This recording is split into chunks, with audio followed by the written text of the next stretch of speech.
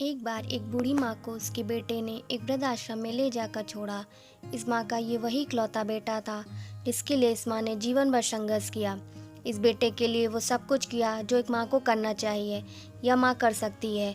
और आज भी अपने बेटे को किसी भी तरह की परेशानी ना हो इसलिए आश्रम में रहने के लिए भी तैयार हो गई। वृद्धाश्रम में रह रही माँ हमेशा अपने बेटे को याद करती, मगर बेटा केवल साल में एक बार उसको मिलने जाता या फिर फ़ोन पर बात कर लेता। कई साल बीत गए। वृद्धाश्रम से बेटे को एक दिन फ़ोन आया।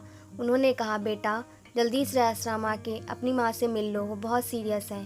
बेटा जब अपनी बीमार माँ के पास पहुँचा तब वह अपनी आखिरी सांसें गिन रही थी।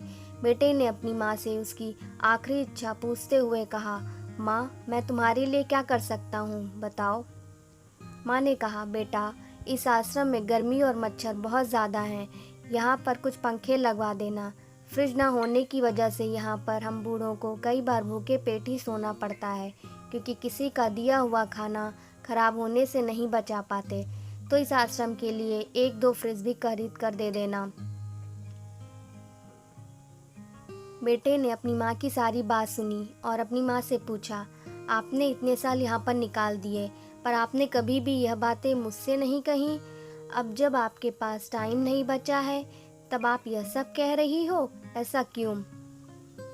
माँ ने बेटे को जवाब देते हुए कहा, बेटा मैंने गर्मी, भूख और पीड़ा सहन कर ली, लेकिन मुझे पता है जब तेरे बच्चे तुझे यहाँ पर छोड़कर जाएंगे तब तू यह सब सहन नहीं कर पाएगा।